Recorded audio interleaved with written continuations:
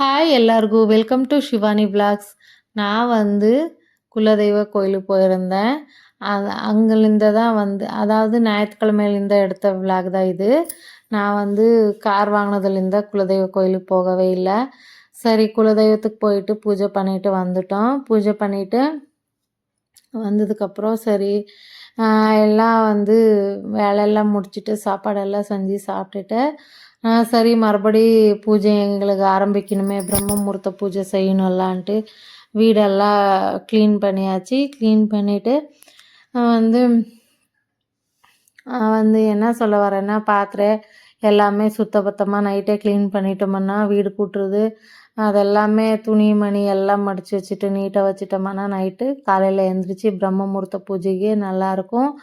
அதுக்கப்புறம் சரி நானும் எழுந்திரிச்சி எல்லாம் க்ளீன் பண்ணிவிட்டு டீ போடுறதுக்காக ஸ்டவ் தொடச்சிருப்பேன். இருந்தாலும் கொஞ்சோண்டு தண்ணி தெளிச்சிட்டு மேலே மறுபடியும் தொடச்சிடுவேன். ஏன்னா ஆல்ரெடி சொல்லியிருப்பேன் நான், அம்மாவும் சரி என்னோடய ஹஸ்பண்டும் சரி ஸ்டவ் தொடச்சிட்டு தான் நீ அடுப்பு பற்ற வைக்கணும்னு தான் சொல்லுவாங்க எப்போவுமே. அதனால் சரி அவங்க திருப்திக்காகவே நான் துடைக்கலைன்னா என்னோடய ஹஸ்பண்ட் அவர் சும்மாவா அவரு மட்டும் இருந்தாங்கன்னா அவங்களே துடைச்சிடுவாங்க. அதனால் அவங்களுக்கு அந்த வேலை கொடுக்கவே மாட்டேன். நான் எப்போவுமே துடைச்சிட்டு தான் பற்ற வச்சுட்டு எல்லா வேலையும் செய்வேன். என்றைக்கானா ஒரு நாள் எப்போவுமே துடைச்சிருப்பேன்னு சொல்ல மாட்டேன். என்றைக்கானா ஒரு நாள் முடியாத டைமில் அப்படி தான் இருக்கும்.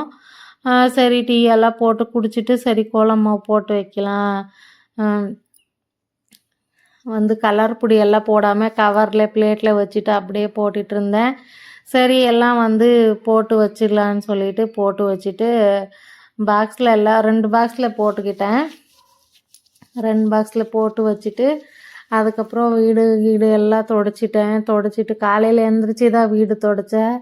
ஏன்னா எல்லாமே க்ளீன் பண்ணி வச்சுட்டேன். ஞாயிற்றுக்கிழமை போயிட்டு வந்ததாக கொஞ்சம் நான்வெஜ் செஞ்சு சாப்பிட்டுட்டோம். ஏன்னா சீக்கிரம் போயிட்டோம், போகிறதுக்கு 2 ஹவர் வர்றதுக்கு 2 ஹவர் தானே, சீக்கிரம் போயிட்டு வந்துட்டோம். அதுக்கப்புறம் எல்லாம் நைட்டோட நைட்டாக எல்லாம் க்ளீன் பண்ணி வச்சுட்டேன். காலையில் தான் போர்ட்டிக்கவும் கழுவிட்டு தான் பூஜை பண்ணி ஆயிடுச்சு. அதே மாதிரி நான் முருகர் சாமி கோயிலுக்கு போயிருந்தேன். என்ன சொல்ல வரேன்னா, நான் ஃபஸ்ட்டு 2-3 வீடியோ போட்டிருப்பேன். அந்த 2 போன விலாகில் வீடியோவில் என்ன சொல்லியிருந்தேன்னா, பட்டை போடுறத பற்றி பேசியிருப்பேன். அதில் வெங்கட்ரமண சாமிகன்றதுக்கு பதிலாக முருகர்ன்னு சொல்லியிருப்பேன். அது மிஸ்டேக் ஆகிடுச்சு. ஏன்னா இப்போ கொஞ்சம் நாளாகவே எனக்கு எந்திரிச்சு விடிகாலையில் 3:30 மணிக்கு எந்திரிச்சாலும் முருகர் கோவிந்தப்பா, வெங்கட்ரமண சாமி கோவிந்தா சாமி, அதாவது 2 பேரும் ரொம்ப விநாயகர் சாமி முன்னாடி நின்றுட்டுருப்பேன். ஆனால் முருகான்னு சொல்லிகிட்ருப்பேன். அது தெரியல என்னன்னு. அது முருகர் சாமிக்கு பட்டை போடுறதுக்கு நாமா போட்டுட்டு அவருக்கு நாமா போட்டது பற்றி பேசியிருப்பேன். அதனால் கோயிலுக்கு போனப்போ அவர் என்ன வச்சு செஞ்சிட்டாரு. எப்படின்னா சாமி போன உடனே பூசாரி அப்பா அவங்க நீ போகாதம்மா, அபிஷேகம் முடிச்சுட்டு தான் போகணும், அபிஷேகம் முடிச்சுட்டு போகலாம், நம்ம போயிடுவேன் அப்படின்ட்டாங்க. சரிப்பான்னு சொல்லிவிட்டு, ஏன்னா கொஞ்சம் பழக்கமானவங்க தான் முருகர் சாமி கோயில் பூசாரிங்க, அவங்க கொஞ்சம் பழக்கமானவங்க. சரிப்பா ஓகே அப்படின்னு சொன்னேன். சரி 7 மணிலேருந்து 8 மணி வரைக்கும் என்னை நிற்க வச்சுட்டார் அவர். பூ பால் பாக்கெட் எல்லாம் அபிஷேகத்துக்கு கட் பண்ணி கொடுத்த எல்லாமே செஞ்சிட்டேன். அது பூஜை எல்லாம் இதில் பண்ணி முடிச்சிட்டேன். திங்கட்கிழமை நல்லபடியாக பூஜை பண்ணி முடித்தேன். செவ்வாய்க்கிழமைக்கு தான் கோயிலுக்கு போனது. சரி ஓகே நிற்க வச்சுட்டாரு, பார்க்கலான்னு சொல்லிவிட்டு நானும் நிற்கிறேன். ரொம்ப நேரம் நிற்கிறேன்.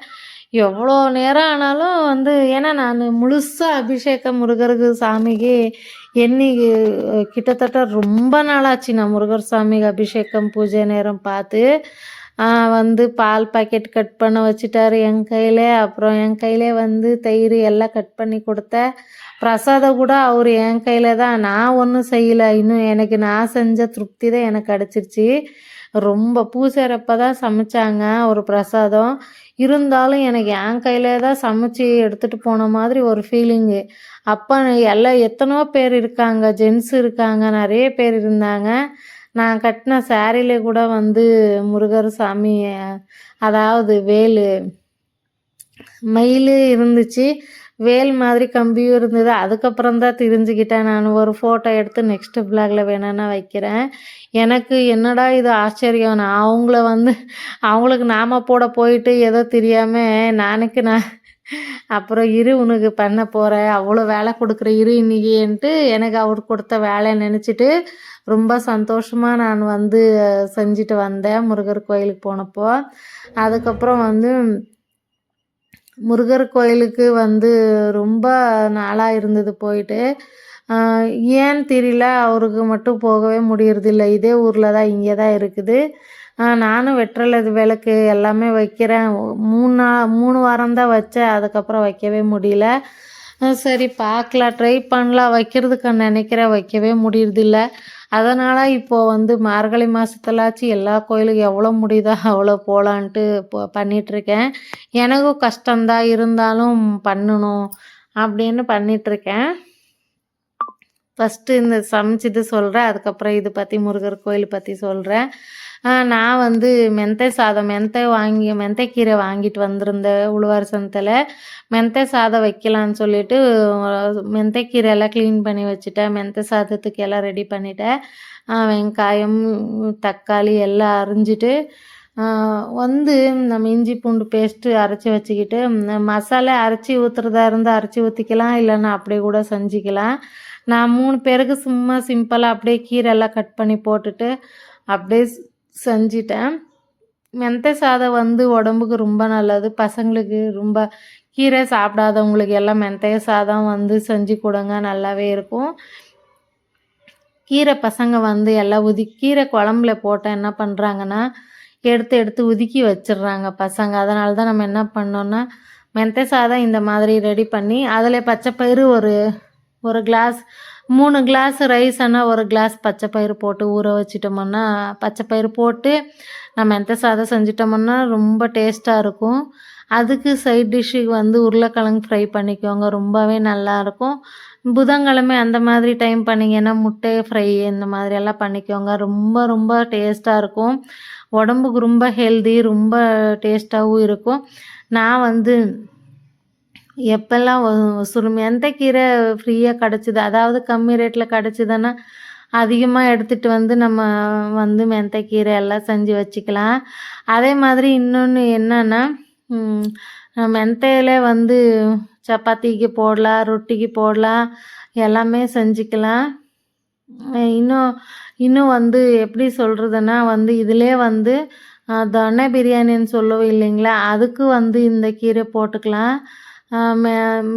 இது என்ன சொல்கிறது, காய வச்சுட்டு நம்ம உதிரியாக எடுத்து வச்சுக்கிட்டோம்னா பிரியாணிக்கு எல்லாத்துக்குமே, கிரேவிக்கு எல்லாத்துக்குமே போட்டுக்கலாம்.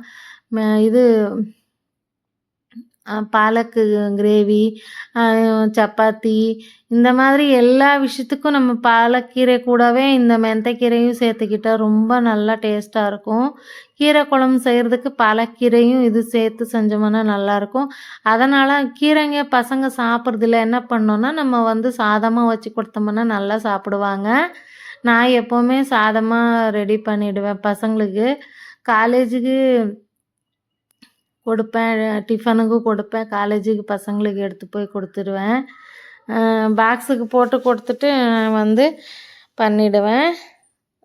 முட்டை ஒரு பக்கம் வச்சுட்டேன். நான் வந்து பசங்களுக்கு முட்டை ஃப்ரை பண்ணிவிட்டு பாலக்கு மெந்தை ரைஸு செஞ்சு கொடுத்துடலான்னு சொல்லிட்டு செஞ்சு கொடுத்துட்டேன். நம்ம 3 பேர் தானே, கொஞ்சம் மத்தியானத்துக்கு அதே இருந்தது, சமைச்சு சாப்பிட்டுட்டோம். காரமணி குழம்பு கொஞ்சம் செஞ்சிட்டேன். காரமணி குழம்பு இதை செஞ்சுட்டு வந்து காரமணி குழம்பு ரொம்ப டேஸ்ட்டாக இருந்தது. எனக்கு மத்தியானத்துக்கு குழம்பு வச்சுட்டேன், ஆனால் அது வந்து இதாகிடுச்சி. சரி இருக்கட்டும் பார்த்துக்கலான்னு சொல்லிவிட்டு ரைஸ் மட்டும் காலி பண்ணிட்டோம். ரொம்ப ரொம்ப டேஸ்டியாக வந்துச்சு சாதம். சரி, அதே மாதிரி நான் வந்து முட்டை எடுத்துக்கல, ஏன்னா வீட்டில் பூஜை பண்ணிகிட்ருக்கேன் நானுன்னு சொல்லிட்டு நான் முட்டை சாப்பிட்ல. பசங்க வந்து சாப்பிட்டுக்கிட்டாங்க. இதுக்கப்புறம் இது வந்து செவ்வாய்க்கிழமை விலாக் தான் பாருங்கள். முருகர் சாமி எப்படி அலங்கரிச்சிட்டு அப்போ வந்து பூஜை பண்ணதுக்கப்புறம் நான் அபிஷேகத்து இது வந்து ஷார்ட் வீடியோவில் போட்டிருப்பேன். பிரசாதம் நான் ஓடி ஓடி எடுத்துகிட்டு போவேன். அவங்க முன்னாடி என்னை உள்ளே கூப்பிடும்போது எனக்கு ரொம்ப சந்தோஷமாக இருந்துச்சு. பாப்பா வந்து பிரசாதம் எடுத்துகிட்டு நான் ஓடி போகும்போது அப்படியே அது கட் பண்ணியிருக்கிறேன். எல்லா இடத்துலையும் நான் போயிட்டு வரும்போது எனக்கு ரொம்ப சந்தோஷமாக இருந்துச்சு. எல்லா சாமிக்கு நான் என் கையிலே பிரசாதம் கொடுத்த மாதிரியே ஒரு ஃபீலிங் ஆயிடுச்சு. எனக்கு வந்து இந்த மாதிரி ஒரு நல்லா கிடைக்கும் முருகர் கோயிலில் இந்த மாதிரி ஒரு இது கிடைக்கும், எனக்கு ஒரு புண்ணியம் பாக்கியம் கிடைக்கும். நான் என் கையிலே பிரசாதம் எடுத்து செஞ்சுட்டு போன மாதிரி ஒரு பாக்கியம் கிடைக்குன்ற மாதிரி ஒரு ஃபீலிங் ஆச்சு. வந்து கண்டிப்பாக நான் அதனால் ஒரு நாள் பிரசாதம் அதுக்காகவே நான் ஒரு நாள் செஞ்சு எடுத்துகிட்டு போகணுன்னு ஒரு நாள் நினச்சிட்ருக்கேன். நான் இங்கே அதுக்கப்புறம் மேலே புது முருகர் கோயில் கட்டியிருக்காங்கன்னு சொல்லி ஆல்ரெடி ஒரு வீடியோவில் போட்டிருப்பேன், விலாகில், மினி விலாகில். என்ன ஆச்சுன்னா வந்து கோயிலுக்கு சும்மாவே திடீர்னு கிளம்பி போனோம். இங்கே போயிட்டு வந்தோம் மகனே, கார் வாங்கினதுலேருந்து போகல. சரி வா போகலான்ட்டு போனால் ராஜா அலங்காரத்தோட 2 ஒய்ஃப் கூட அப்படியே அலங்கரிச்சிட்டு ரொம்ப விசேஷமாக பூஜையெல்லாம் நடந்திருக்கு. என்னடா இது நமக்கு அதிசயமாக இருந்தது. ரொம்ப சந்தோஷமாக இருந்துச்சு. அதுக்கப்புறம் சாமியை கும்பிட்டுட்டு நல்லா சந்தோஷமாக இருந்துச்சு. எல்லாம் முருகர் சாமிக்கு. எனக்கு செவ்வாய்க்கிழமை ஃபுல் டே ரொம்ப ஜாலியாக சந்தோஷமாக இருந்துச்சு. ஏன்னா நான் ஃபுல் டே சாமி கும்பிட்டு ரொம்ப இதுவாக இருந்தது எனக்கு. அதுக்கப்புறம் ரொம்ப ரொம்ப ரொம்ப சந்தோஷமாக இருந்துச்சு. முருகர் சாமிக்கு நான் வந்து ஆனால் கொஞ்ச நாளாகவே எனக்கு வந்து அவருக்கு வெற்றிலை விளக்கு அதெல்லாம் ஏற்றணும்னு நினைக்கும் போது ஏற்ற முடியாமல் இருந்தது. ஆனால் அவர் என் கையிலே வந்து பிரசாதம் செஞ்சு எடுத்துகிட்டு போன மாதிரி ஒரு ஃபீலிங் ஆச்சு இல்லையா? அப்போ எனக்கு கண்ணில் தண்ணியே வந்துடுச்சு. சரி நம்ம ஒரு நாள் செஞ்சு எடுத்துகிட்டு வரலாம் அப்படின்னு முடிவு பண்ணியிருக்கேன். பார்க்கல என்னைக்கு செஞ்சு எடுத்துகிட்டு போகிறேன்னு தெரியல. அதுக்கப்புறம் இது வந்து புதன்கிழமை பூஜை பண்ண நேரம் நான் வந்து என்னோடய வீட்டில் எப்படி நான் பூஜை பண்ணுறேன்றது தான் நான் காட்டிகிட்ருக்கேன். எனக்கு ஸ்பெஷலாக எதுவுமே நான் செய்கிறதில்ல. ஏன்னா எனக்கு வந்து வீடு வந்து என்றைக்கு நான்வெஜ் செய்கிறேனோ அன்றைக்கி தான் கழுவுறேன். சும்மா எல்லாம் வீடு கழுவிட்டு இருக்கக்கூடாதுன்னு சொல்லுவாங்க. எங்கள் அம்மா வந்து எப்போ பார்த்தாலும் வீடு தொடச்சிட்டே இரு, நீ எதுக்கு இப்படி துடைக்கிறேன்னு தெரியல, எல்லாம் தொடச்சிட்டு தான் போகும்னு சொல்லி திட்டுவாங்க. அப்போ விட்டுட்டேன் நான் அடிக்கடி துடைக்கிறது இல்லை. வியாழக்கிழமை திங்கக்கிழமை துடைப்பேன். இல்லைன்னா நான்வெஜ் செய்யலைன்னா, ஏன்னா நம்ம எப்போவுமே ஞாயிற்றுக்கிழமைன்றது நான்வெஜ் செஞ்சுருவோம் இல்லையா? இப்போ இந்த பிரம்ம முகூர்த்த பூஜை பண்ணுறனால நான் என்ன பண்ணுறேன்னா நான்வெஜ் எதுவுமே எடுக்கிறது இல்லை. பசங்க முட்டை சாப்பிட்டுக்கிறாங்க, நான் சாப்பிட்றதில்ல. ஏன்னா கிச்சன் துடைச்சிடுவோம். அதனால் வந்து வீடு டெய்லி துடைக்கிறது இல்லை. வியாழக்கிழமை அப்புறம் வந்து திங்கக்கிழமை மட்டும்தான் துடைக்கிறேன். வந்து மறுபடியும் வந்து ஒரே ஒரு விஷயம் என்னென்னா, மறுபடியும் கொஞ்சம் என் ஹஸ்பண்டுக்கிட்டே ஆகட்டும் யாருக்கிட்டே ஆகட்டும் நான் சொல்லிகிட்ருப்பேன். நான் வந்து என்னால் வந்து முடியாதுன்னு சொன்னேன்னா அவங்க அப்படி சொல்லக்கூடாது, நீ வந்து உன்னால் எவ்வளோ செய்ய முடியுதோ அவ்வளோ செய்யுமான்னு சொல்லுவாங்க. அந்த மாதிரி என்னை கொண்டு வந்துட்டாங்க. அதனால தான் நான் பூஜைன்றது விஷயத்தில் மட்டும் நான் வந்து கரெக்டாக இருப்பேன். பூஜை செய்யும்போது மட்டும் யாருக்காகவும் நான் எதுக்காகவும் நான் வந்து யார் பேச்சு கேட்கவே மாட்டேன். எனக்கு என்ன தோணுதோ அதை தான் செய்வேன். எனக்கு தெரிஞ்ச மாதிரி கோலம் போட்டுட்டு நான் வந்து செய்வேன். அப்புறம் வந்து அக்கா வீட்டுக்கு போகலான்னு சொல்லிவிட்டு நானும் கடகடான்னு சமைச்சி முடிச்சுட்டேன். அதுக்கப்புறம் அக்கா வீட்டில் மோல்டிங்காக இருந்தது. அக்கா அதுக்கப்புறம் இல்லடி வரல, கொஞ்சம் லேட் ஆகுதுன்னு சொன்னாங்க. சரி விடு பார்த்துக்கலாம், அப்புறமா சாயந்தரம் போகலான்ட்டு நானும் சமைச்சி முடிச்சுட்டு காலையில் வந்து சட்னி அரைச்சேன், கொள்ளு சட்னி. எதுக்கு இட்லி செய்யலான்னு பார்த்தேன், வேண்டாம் விடு அப்படின்ட்டு தோசை மட்டும் செஞ்சிட்டேன். தோசை ஊற்றுறது ஒன்றும் நான் காமிக்கல. ஏன்னா வந்து சும்மா வீடியோ லாங் ஆகுது. 17 நிமிஷத்துக்கு தான் விட்டுட்ருக்கேன் வீடியோ. சரி ஓகேன்னு சொல்லிவிட்டு கொள்ளு சட்னி எப்படி அரைச்சோம்னா, கொள்ளு ஆல்ரெடி என்னோடய ஹஸ்பண்ட் அக்கா வந்து அதாவது பாண்டிலியில் சூடு பண்ணிவிட்டு அது மிஷினு கொடுத்து தோலெல்லாம் எடுத்து வச்சுருக்காங்க. தோல் எடுத்து வச்சுட்டு அது க்ளீனாக பண்ணிட்டு தான் கொள்ளு எடுத்து வச்சுருக்காங்க. அது நம்ம கொள் சட்னின்னு கூட சொல்லிக்கலாம். இல்லைன்னா வந்து தொயல் தொகையல் எனக்கு தமிழில் சொல்ல தெரியல. நான் அதுக்கு தான் சட்னின்னு தான் சொல்லுவேன். எனக்கு தெரிஞ்சது வந்து சட்னி. இது வந்து இன்னும் நிறைய பேர் ஒரு ஒரு விதமாக சொல்லுவாங்க. தேங்காய் கொஞ்சம் துருவிக்கிட்டேன், பச்சை மிளகாய் வணக்கிக்கிட்டேன், அதுக்கப்புறம் வந்து பூண்டு 2 போட்டுட்டேன், கருவேப்பிலை வணக்கிட்டு, பச்சை மிளகாய், தேங்காயும், உப்பு, கொஞ்சோண்டு புளி போட்டுக்கிட்டேன். புளி போட்டு கொஞ்சம் தேங்காய் துருவி போட்டுட்டேன். கொள்ளு கொஞ்சம் ஆல்ரெடி ரெடி பண்ணி வச்சுட்டு தான் கொள்ளு, அது வந்து போட்டுட்டேன். சட்னி அதாவது களி செஞ்சு சாப்பிட்டோம்னா சூப்பராக இருக்கும். அதே சுட சுட சாதத்துக்கு நெய் ஊற்றி சாப்பிடு நல்லா இருக்கும்னு என் ஃப்ரெண்டு சொன்னாங்க. நான் வந்து சட்னிக்கு நான் களி செய்யலான்னு தான் இருந்தேன், செய்யலை. சரி மாமா இருந்தால் தான் களி செய்கிறதுக்கு எனக்கு இன்ட்ரெஸ்ட் வரும். சரி ஓகே நம்ம 2-3 பேருக்கு தானேன்னு சொல்லிட்டு சட்னி அரைச்சிட்டேன். புளி, கொத்தமல்லி தழை இதெல்லாம் போட்டுட்டு அரைச்சிட்டு தாளித்து விட்டுட்டேன். சூப்பராக ஒரு டேஸ்ட்டாக நல்லா இருந்துச்சு. இது சும்மா அப்படியே எடுத்து சாப்பிடல கொள்ளு, நல்லா இருந்துச்சு, ரொம்ப டேஸ்ட்டாக வந்துச்சு.